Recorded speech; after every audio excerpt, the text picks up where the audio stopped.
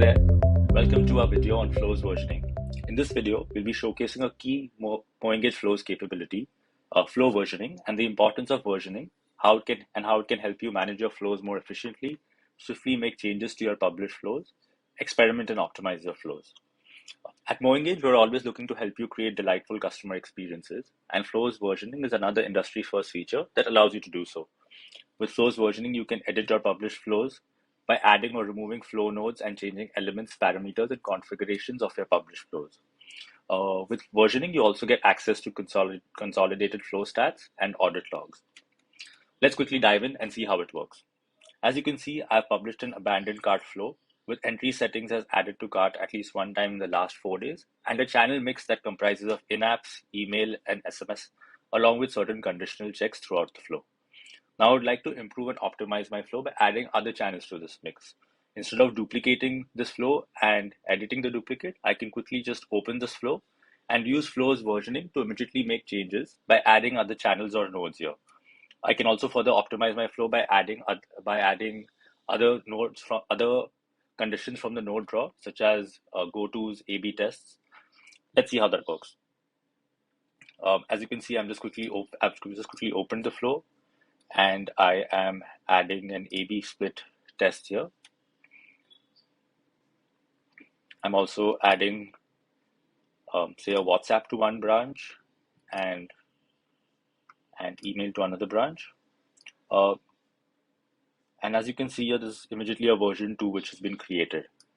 Now I can possibly publish this or save this for use later. In this case, let me save this. It's important to note here that when you publish a new version, new customers that satisfy the entry condition will enter the latest published version, while customers that have already entered the previous flow version, in this case version 1, will continue to move ahead within the previous version itself. And with flows versioning, apart from changing the structure and path of the flow, just like the way we did, you may choose to optimize the flow by changing the audience and entry settings, along with other settings such as flow scheduling timings and other user limits. Let's see how that works. Say I open the abandoned cart flow once again, and here I want to change the entry settings to all customers. I can quickly open this flow, go in and basically change the scheduling settings. I can also change the audience entry settings from, say, has added to cart in the last 4 days to basically to 7 days or 8 days. I can also change my control group settings here. Again, I can sort of publish this flow immediately or save this for use later. There are no limits on the number of versions that can be created or the number of versions saved in draft. And once a new version is published, the previously published version is retired. Now that we've seen how flows versioning helps us to quickly experiment, iterate, and improve customer journeys, let's take a look at other aspects of flows versioning that helps us improve our operational efficiencies and gives us the visibility into changes made into published flows. This also helps improve team collaboration. There are two types of audit logs, version logs and flow logs. To view changes done in a particular version, such as in this case version 2, simply navigate to the view changes option here, and here you can see all the saved and unsaved changes made to the particular version that's open, and as well as who made these changes and the timestamps on these changes.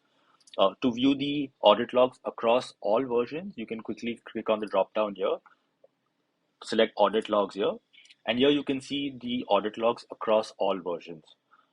In terms of version 2, in terms of what changes were made, along with who made these changes, and as well as the timestamp. Now let's look at flow stats and analytics. With flows versioning, you will be able to see version level stats as well as overall flow stats. For the purpose of this demo, I have opened a recently published flow, and I can view version level stats by clicking on the version. As you can see, these are version 1 stats. If I want to view version 2 stats, I can quickly click on the drop down and move to version 2, where I can view version 2 specific statistics such as engaged trips, conversions, and associated revenue. For overall consolidated flow stats across all versions, I can simply navigate to the all versions section here, and the graph here will show me stats across both versions combined, as well as stats at the top here across both versions combined. This will also show me details on when each flow was published. In this case, both flows versions were published on the same day, uh, but it also gives me different timestamps uh, of these versions. See whether there was an uptick in engagement and conversions, along with which version of the flow performed the best.